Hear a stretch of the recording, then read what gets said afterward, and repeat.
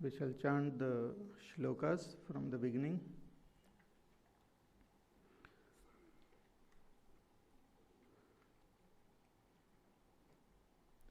Shri Bhagavan Vacha Bhuya eva mahabaho Shrunu me paramam vachah Yatteham priyamanaya Vakshami hitakamyaya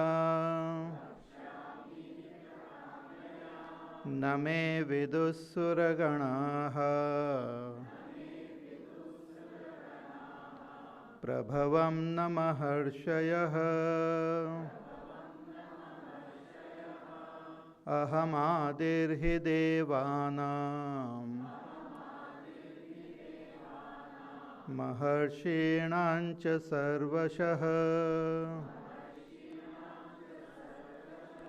Yo mamajamanadincha Vetti lokamaheshwaram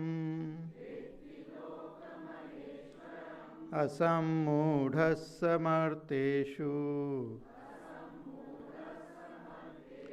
Sarva papai pramuchyate Buddhir jnanam asammohaha Kshama satyam damashamaha Sukham dukkham bhavo bhavaha Bhayam cha bhayameva cha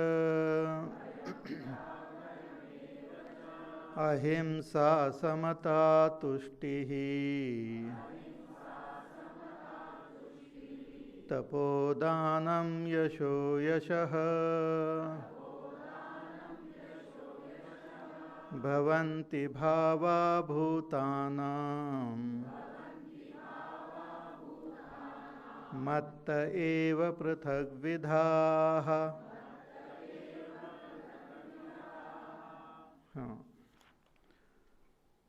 This chapter begins with Bhagwan revealing again his supreme nature. Says, I will tell you again,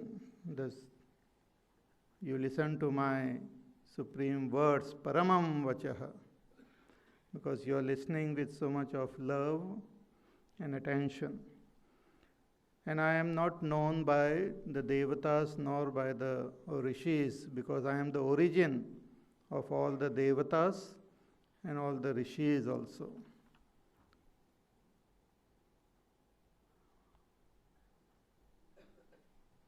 But one who, by following the path shown by me, comes to recognize me as unborn and beginningless, such a person becomes free of all sin. Asammodas samarteshu sarva papai pramuchyate, become free of all the sins. So Bhagwan here reveals his nature as the very origin of this entire world. From me only, Bhagwan says, everything has emerged, it exists in me and again merges back into me. Even the various thoughts and emotions which we have, the origin of that is God or that supreme consciousness. Generally when thoughts come, our attention goes out or to the topic or the object of the thought. But one should shift one's attention to the very origin of this thought, from where it arises. So various types of thoughts and emotions or values are indicated here. Bhagwan says, buddhihi, jnanam, asammohaha, all this matta eva prathak vidhaha. All of them, this variety of them, they emerge from me alone. So buddhi is the power of discrimination which we have, the ability to analyze our thoughts and our emotions and understand it objectively.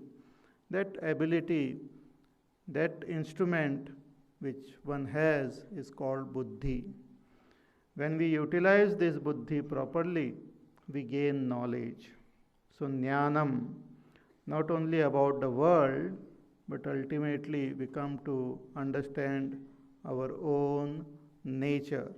So Atma-jnana also can be gained when we use our buddhi properly to discriminate between what is self and what is not self, what is Atma and what is not Atma. Atma and Atma Vivek leads to the knowledge of the self. So buddhi jnanam asammoha, freedom from all confusion and delusion. One knows what is the path, one knows what is the goal, and one moves on that path without any disturbance, without any delusion. So that is indicated by the term asammoha, free from all delusions. Then there are some more values mentioned here which are also helpful for us to follow this path towards enlightenment.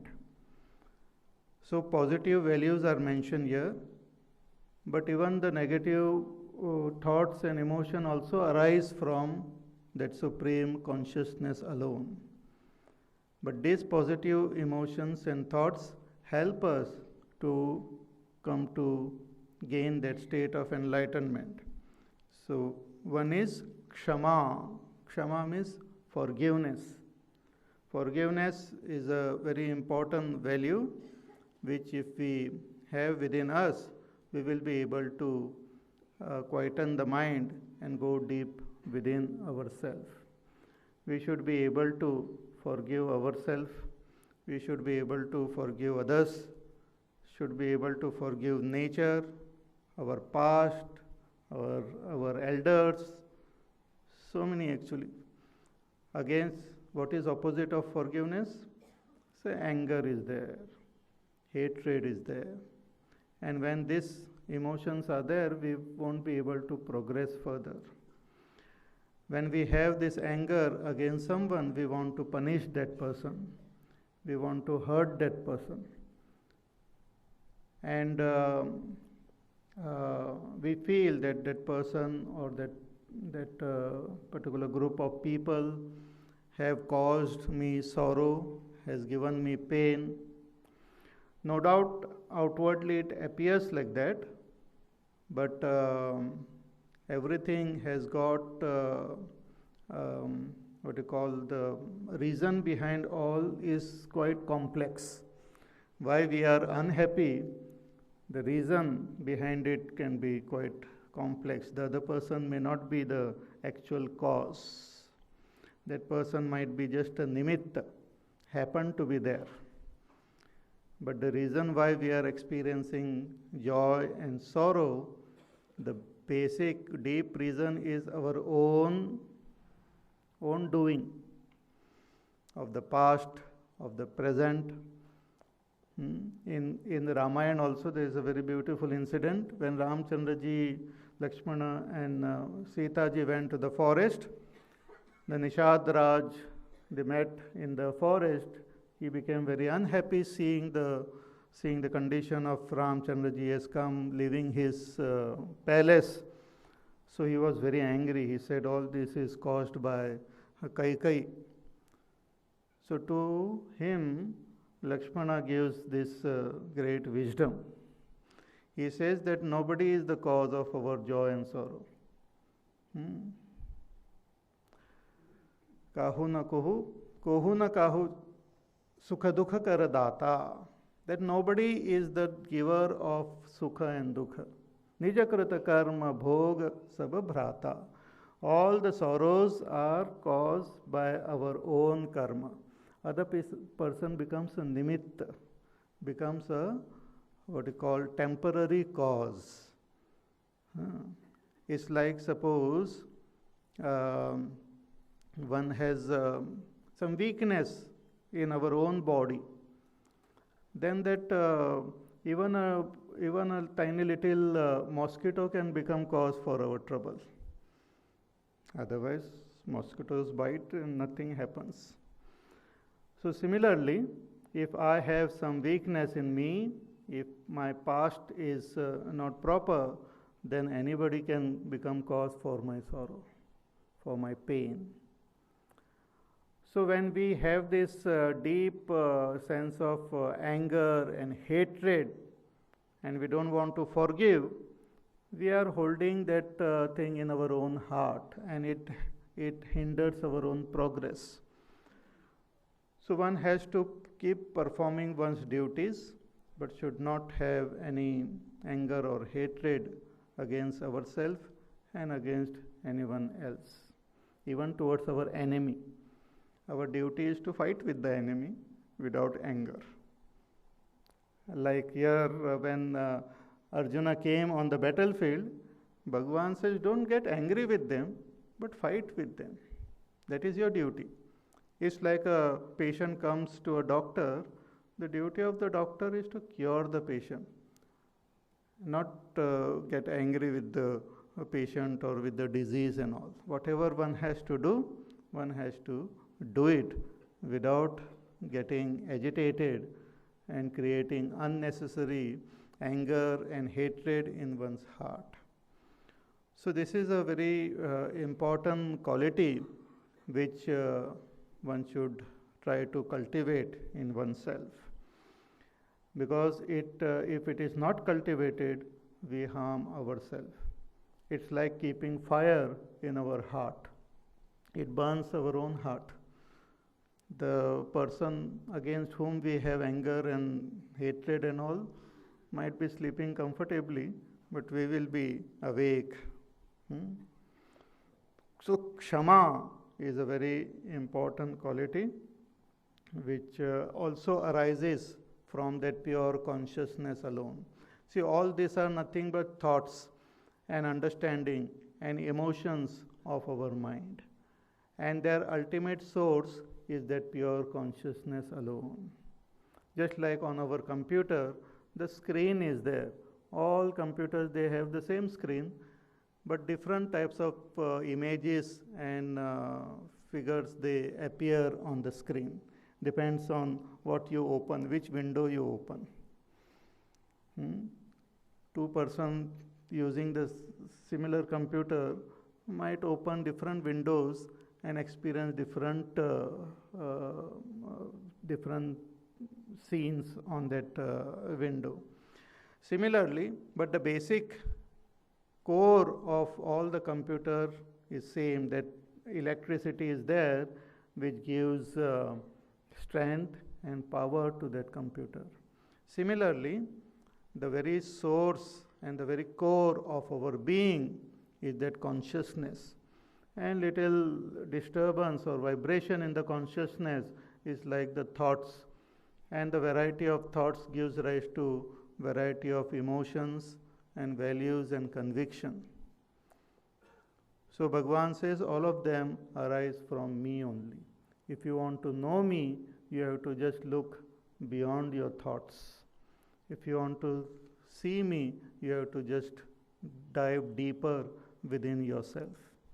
It is like Tulsidas ji gives example, like the lake sometimes gets covered by some moss or leaves of lotus. Lot of lotuses are blooming in the lake. Their leaves, they cover the water.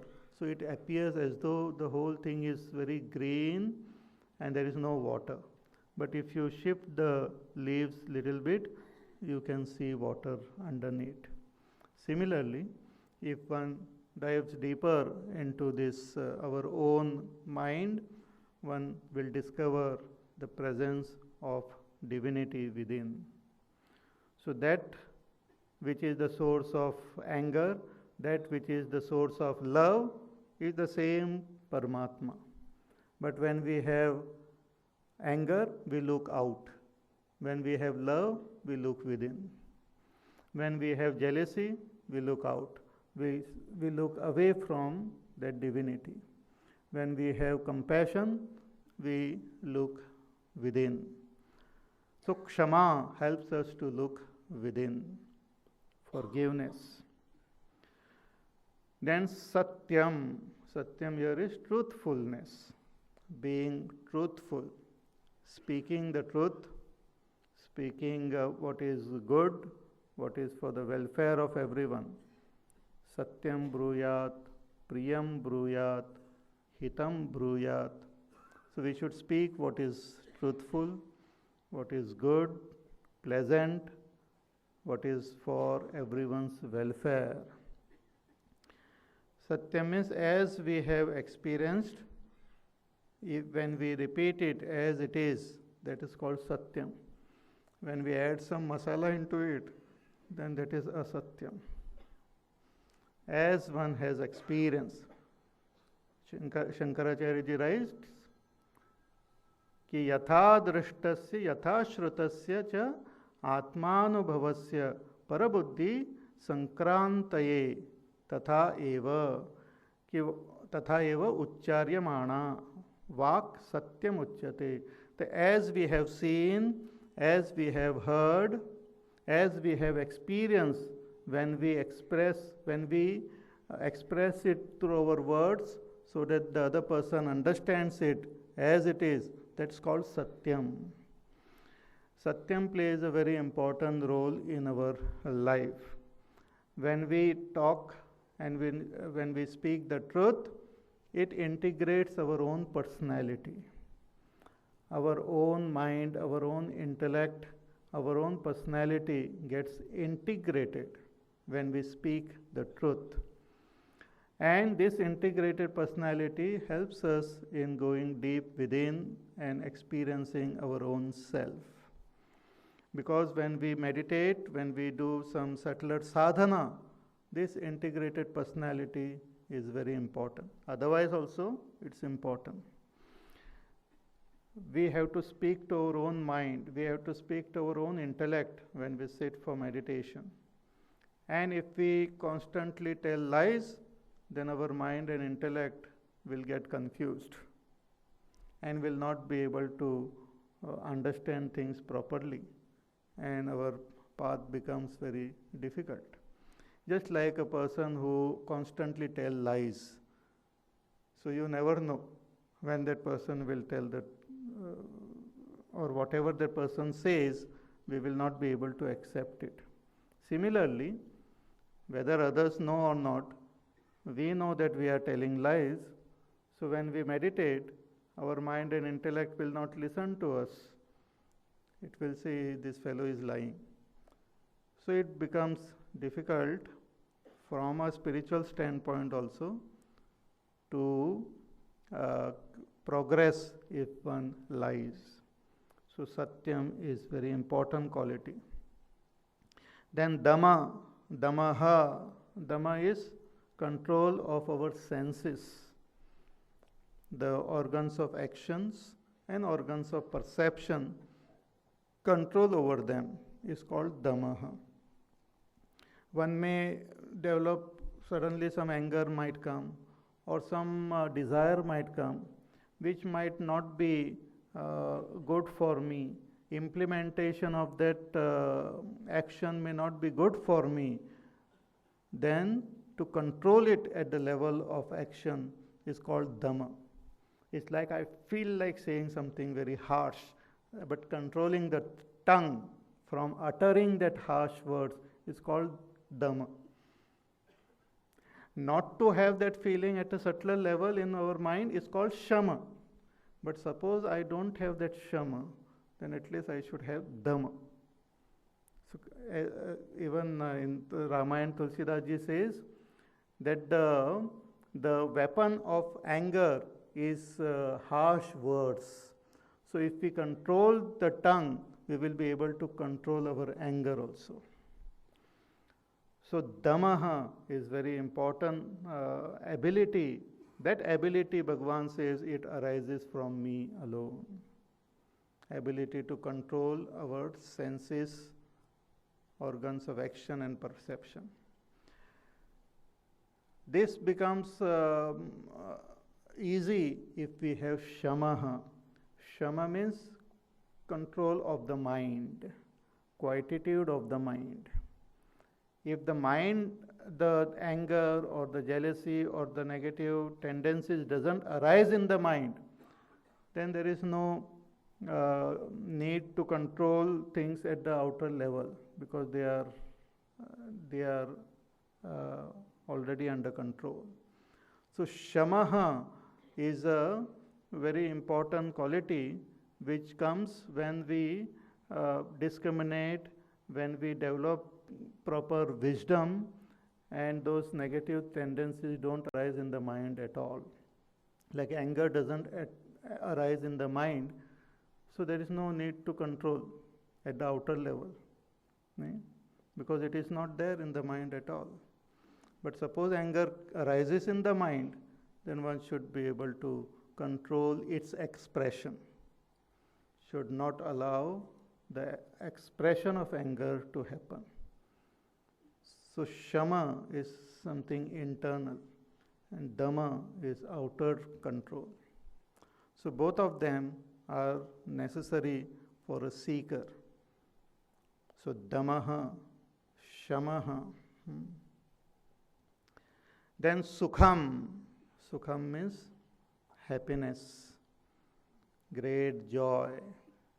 This also is a quality of our own mind. Without rhyme and reason, we feel very happy. Sometimes rhyme and reason might be there, sometimes might not be there. But there is great positive experience. See, kha is also means akash.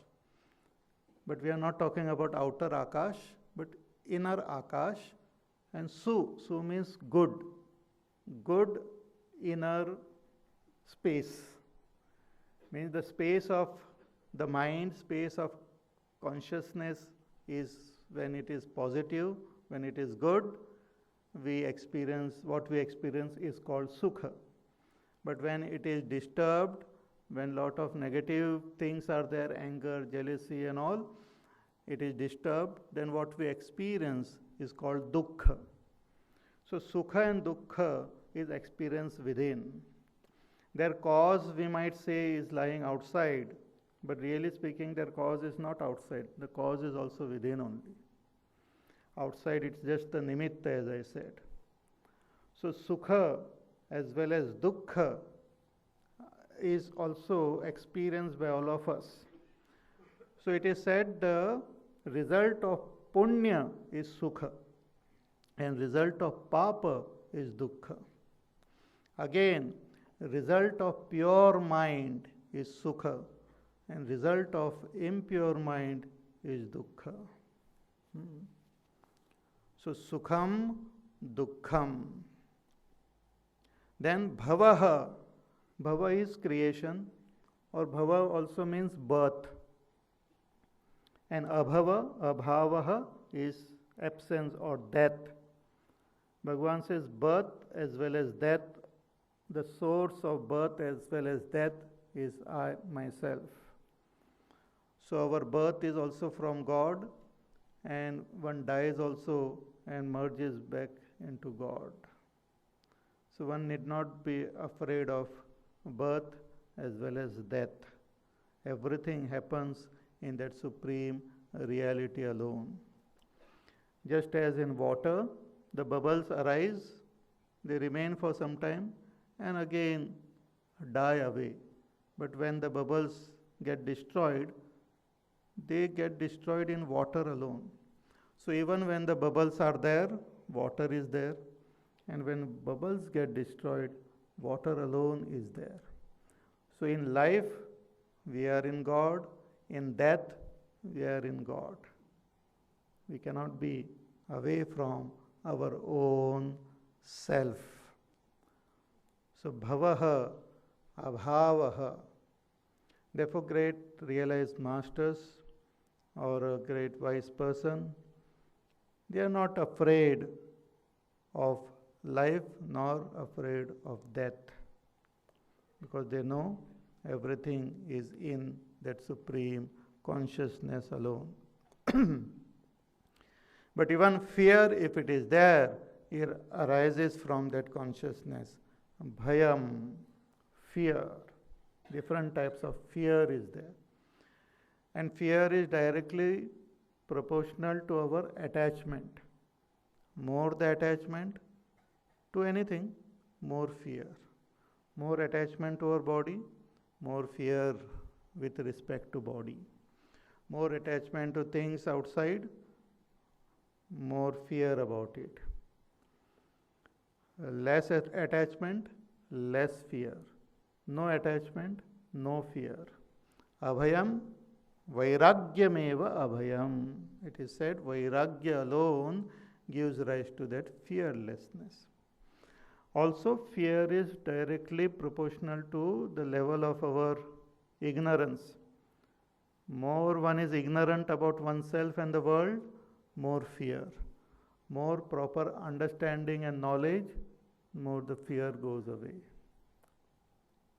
Even at a worldly level, the more ignorant one is about the world and all, about our own self, more we are frightened. But as we come to understand ourselves and the world, we gain more confidence. We say that, oh, I have now confidence, I can do it. I can face because I have understood. So knowledge gives rise to fearlessness. Ultimate knowledge of the self makes a person totally fearless. But otherwise, vairagya, dispassion, also gives rise to fearlessness. If one is not attached to anything, including life, including object and people and all, there is no fear. Even if Yamrajji comes and sits, we can just sit and have a cup of coffee and there is no fear. Like in Kathopanishad, the little boy Nachiketa, he goes to Yamrajji and he speaks to him and he gains knowledge from Yamraj without any fear. So bhayam, fear, and abhayam, fearlessness, both these qualities arise from me alone. These are all differences. It's like from the white light alone, all the different colors, they emerge.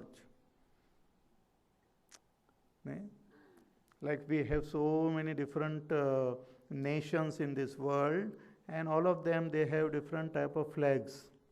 Somebody said that if you take all these flags together and rotate it very fast, all these colors will merge into each other and only white color will be seen.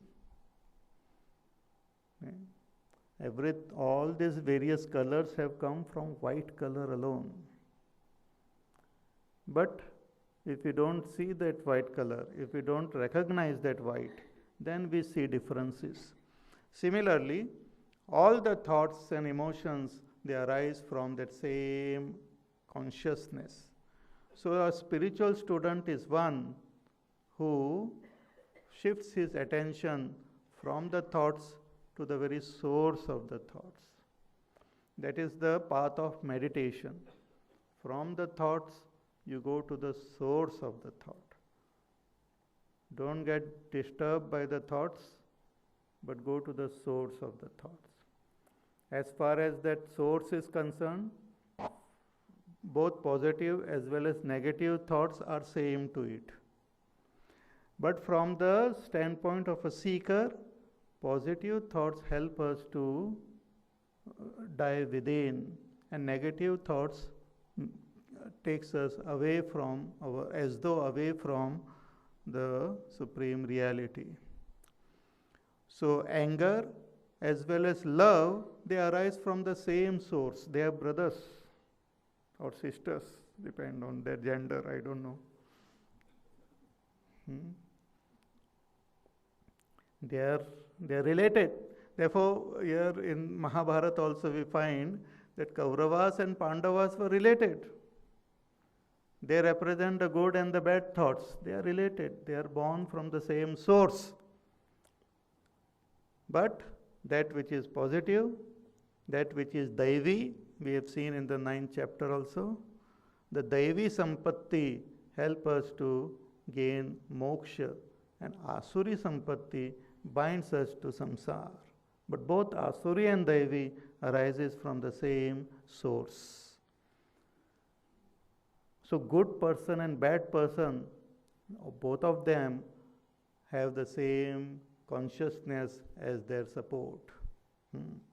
So bhayam cha abhayam eva cha matta eva, both of them arise from me. Further Bhagavan says that ahimsa, non-violence. Ahimsa means not to harm or not to hurt other being, consciously or unconsciously, or physically, emotionally, with words, not to cause harm to other being, human being, animal, bird, plant, is called ahimsa. Not to have the notion or the desire to hurt or harm others as far as possible. Ahimsa. Himsa ka abhav, absence of himsa. And this ahimsa is considered to be the very soul, the very core of all dharma. Whatever dharma, whatever religion there are on earth, the core of all religion is ahimsa. Ahimsa paramo dharma, it is said. Ahimsa is the param dharma. Not to cause harm to the other being. Because just as I have right to live, other being also have right to live. But this ahimsa has to be understood in all its implication properly. People may have a lot of questions. What about this? What about that? So I won't take up the questions now. You have to think about it. You have to understand it. Don't argue against it and don't try to not understand it. Try to understand it. One can keep on thinking and not understand. But think in such a way that you understand what is really meant by that term, ahimsa. It's good. Not to cause harm, hurt, pain, sorrow to other being, including ourselves. Other means not only others, including ourselves. Some people keep on torturing themselves, keep on irritating themselves. That also is himsa only. Don't irritate yourself. Be kind and gentle with yourself and with others also. That's called ahimsa. We find that even Sant Jnaneshwar Maharaj from Maharashtra, he writes so much about ahimsa. He says that even one should not be abrupt in one's actions and all, because you disturb the nature, you disturb the air which is moving so gently by your abruptness. So you be gentle with yourself, with the world, and that is ahimsa. Because ultimately everything and everyone is your own self. By hurting others, we are indirectly hurting our own self. So ahimsa is a very important value which should be cultivated. So ahimsa, then samata. When we have ahimsa, see all these various values which are mentioned here, the positive values, they are connected to each other. When we develop one, the other also comes. When we have ahimsa in us, samata also comes. Samata means equanimity. Samata means calmness of one's own mind. Equanimity. Mind becomes disturbed because of anger, hatred, jealousy, pride, fear. But when all these are eliminated through proper understanding and by developing the positive values, one gains what we call samatva, samata, calmness, equanimity of the mind. Samatvam. Therefore, in the beginning also, Bhagavan calls this as a great yoga. Samatvam yoga uchyate. To keep the mind balanced, equanimous, calm, peaceful, itself is considered as yoga, as a path for enlightenment. So, samata. Then tushtihi. Tushti is also another important values. See, all this Bhagavan mentioned these values which are eternal. See, there are certain things which are temporary. There are certain values which might be temporary, which might depend on a particular place, particular time, particular region. They are temporary values. Even morality, what we call in the world, this is moral, this is immoral, these are also some certain temporary values may be there. But their basic values are eternal. Like ahimsa is eternal, samata is eternal, tushti is eternal. But certain type of, let us say, certain type of dress you should wear, dress code, or you have to behave in a particular way, or you should have a particular hairstyle. Those are all relative values. Many times people understand those values only, and they think that that person is doing something very bad, something very wrong. Those values keep on changing. Even the dress code, in the good old days they used to have different type of dress. Now we have different type. In some country it is different, in some other country it is different. If you go to South Indian temple and all, you can't wear the top of this. You have to, they have to wear the angavastra and all. Otherwise they will shirt pant पहन के आप लोगों को entry नहीं मिलेगी.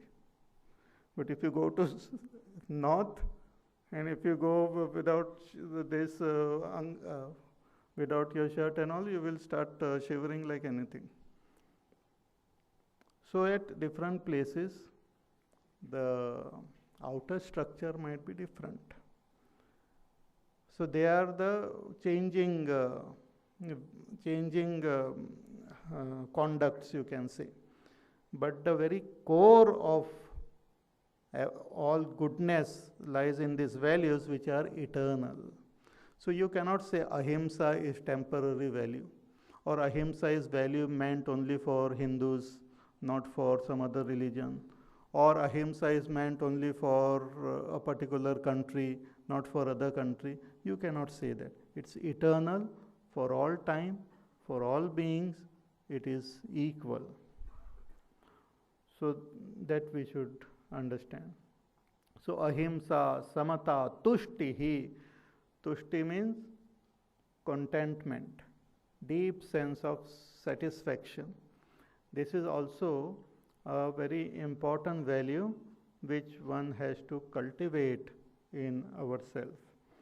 This is an attitude of satisfaction with whatever one has, with whatever one gets, with the situation, with the people, with condition. One has got a deep sense of fulfillment and satisfaction. Tushti, contentment. One should move and live and work in this world with a sense of contentment. Generally, people feel that unless we are discontent, we will not do anything. But that is not true. One can do with contentment also. Like the great realized masters or great people, they themselves are highly content and satisfied but still they work, still they move, still they do. So they do out of their joy, out of their contentment. Others, they do out of discontentment. So that doing is always incomplete, or always some negativity must be there in it. Because a basic discontentment is there in my heart. With that discontentment, if I work, then my work will not be of that highest nature. So there should be a deep sense of contentment. And this comes when I experience my inner joy. When I come to experience the silence, the peace, and the joy of my own heart, then I will be content. Then even little thing will seem to give me great joy. Tushtihi. Because that absence of tushti can lead to great disturbance in the whole society. In the family also, if one person is discontent, can disturb the peace and quietude of this whole family. There are some people who are always discontent. They are not satisfied with the food which you cook at home. They are not satisfied with the place, all those objects which are there. Constantly discontent. Will not be able to experience anything joyously. A discontent person always looks into future. He wants a particular future, but in that bargain, he forgets to enjoy the present. He forgets to gain that great joy of the present. And future is something which is very flimsy, like you cannot catch it. It cannot be caught. Future always remain future only. Therefore, in some places and some shops and all, they write, Aaj Nagad, Kal Udar. If you come Kal, again the same board is there. So you will never get Udar. So future is very flimsy. You cannot catch it. So tushtihi is it's a way of looking. Suppose you have a glass half filled with milk and you want that milk. Now when you look, if you look at that portion which is filled, you will feel very happy. But if you look at the portion which is empty, you will feel sad. The glass remaining same, where do you look? What do you see? Do you see what you have, or you see what you don't have? Discontentment is an ability to see what I don't have and become unhappy. Contentment is an ability to see what I have and feel great sense of gratefulness and blessedness. So this is an important quality for a seeker, for everyone. So ahimsa, samata, tushtihi, tapaha. Tapaha is austerity, ability to conserve the energy and the power of our body, our mind by proper restraint. That's called tapa.